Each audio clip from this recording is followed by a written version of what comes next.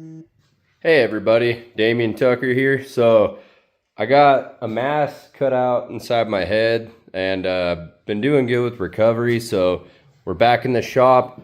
We're finally working on that BVC arm.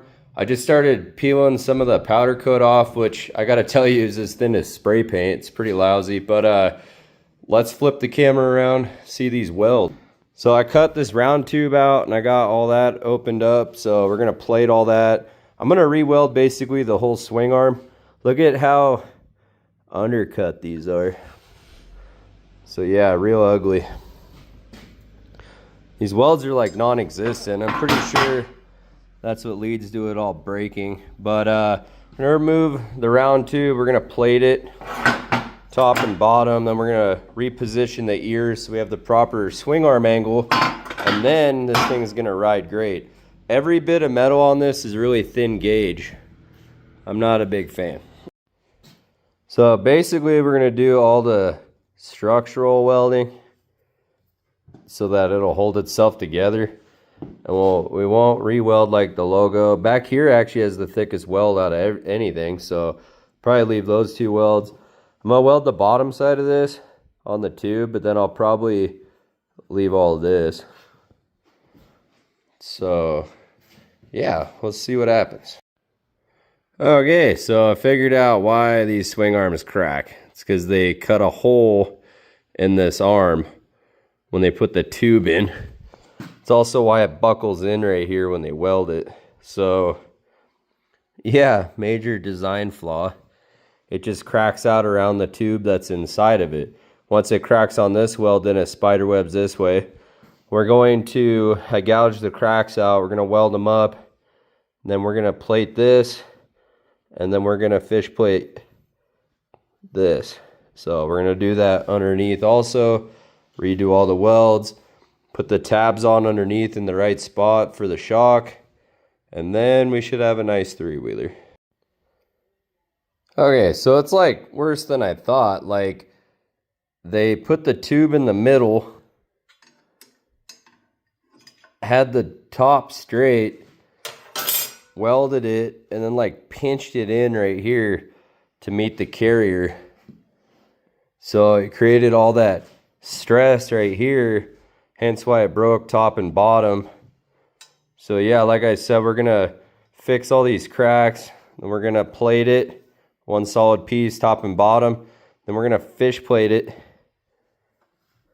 You know, we're just gonna have to reinforce it. It's pretty weak. These welds are beyond tiny. Like, look, a wire brush got rid of them. Yeah. All right, well, we're going to hit it with the old Miller. I'm not a professional welder, but I can do better than this. Okay, so we got it all welded up, the whole thing. I'm going to put a piece in here, then plate it, and then do the bottom. Then we'll put the tangs back on, but at the proper angle. Luna's running around. You can compare the welds here. I know mine aren't the most beautiful MIG welds, but look how tiny those are versus a solid MIG weld. So this thing is going to be way stronger than it was. So we got the whole thing done. I'll build that tomorrow. We'll slap a little DT fixed it on there, and then it'll be ready to go. All right, so we did it. We got the BVC swing arm fixed. It shouldn't ever break again. So I'll flip around. So this thing's like super beefed up now. Got it plated. All we have left to do, weld the tabs on for the shock, which we're gonna install it and set our angle and then tack them into place before we finish welding that. But this, my friends, is how you fix the BVC swing arm issues. Takes quite a bit of work. They should have just done it right in the first place. They shouldn't cut the giant holes inside and put that pipe in there and then bend the swing arm in. It's just asking for problems. Anyways, let's get this thing put on. Proper swing arm building. You know, it needs reinforced in certain spots. Everything needs done correctly. Like I said earlier, you can't just have those holes, have everything flexed. that was the stress point, and that's why they all break there. Then they were cracking out back here too, but we re-welded everything. This metal is really thin. I could have welded a little hotter, got these welds a little bit flatter, but I had a test piece. We had perfect penetration. I didn't want to blow through. So after we weld these tangs on, you know, we'll set it. I'm going to show you that here in a second. We'll weld the tangs on, we'll tack them, and then we'll test it out. So right now I have it lifted higher up, and I got it at 21.5 degrees of rake. We want to shoot for like 23 degrees, but we're going to set the rear end, and then when the machine sits down, it's going to compress, and we're going to gain some rake. So we're sitting like at a TPC rake right now, and then when it sits down, it should be more like a DT rake, which helps you stay in a straighter line but still has better handling, because when your rake's this steep, it becomes twitchy. So those are my 20s off mine. There's that bad boy back there. That's sitting at 23.5 degrees of rake. That's where I like it. We're going to finish that in the spring. So yeah, let's get that rear end on and let's tack it into place. So I told myself I would never fix a BVC because I didn't want to help BVC, but I do want to help all these trike people because I also love three-wheelers. I know all you guys love three-wheelers. Anyways, this turned out way better than I even thought it would. So let's take a look. That is unreal. I mean, look at that. Perfect rake, perfect swing arm angle. Foot pegs are a mess. We're going to deal with that tomorrow. I breathe too many welding fumes. Look at that thing, though. Look at that. It's better than a quad conversion. So dirt bike conversions are the best route to go because you have this aluminum frame. This is a 2018 with EFI. This thing is really sweet. But we have all the weight savings here.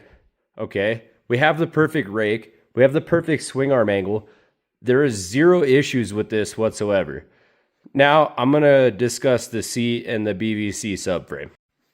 So yeah, that's pretty funny looking, isn't it? So that's how BVC has the seat. No joke. I got the before pictures.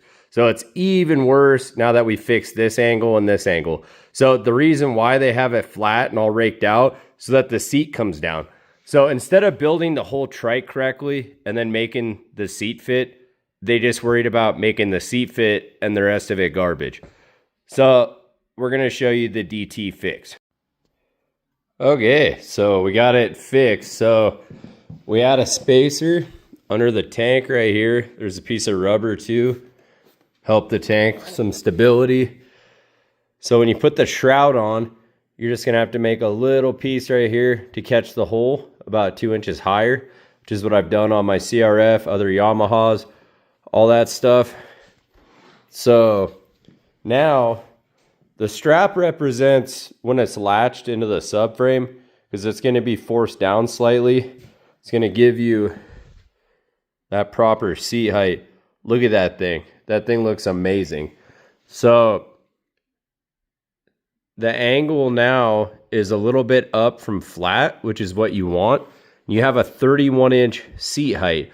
So before with the BVC, it was like a banana. They just left the seat on there all willy-nilly. So you actually have to like forcibly put things where you need them. So now when we put the 18s back on, this thing will still be a little bit up from flat and it'll have 23 degrees of rake. So that's amazing. Contrary to what other people say, because they just want you to buy whatever they have. I don't really care what you do. They're going to tell you that like you got to build a frame, quad conversions are the way to go, all that stuff. And you don't. You can utilize this, do everything proper like I just did, and you can have an amazing three-wheeler. So it's all what's in your head, you know. If you want something to happen, you can make it happen. So yeah, no longer a BVC, completely a performance machine now. This thing's gonna do phenomenal. I gotta tell you guys, I'm pretty happy with the way this thing's turning out. I mean, look at that. Can't even tell that it was a BVC before. You know what's the ticket? DT Motorsports. That's the ticket. It's all in here. And I'm here to help you. I'm here to share knowledge.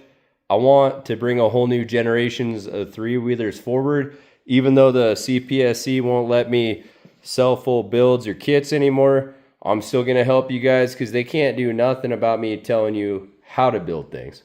So let's continue to build. Let's prove them wrong. Let's bring three-wheelers into the future. This is Damian Tucker. This video is over. The next video, we'll be building a subframe and foot peg. One last look. Oh baby, that is a fine three-wheeler.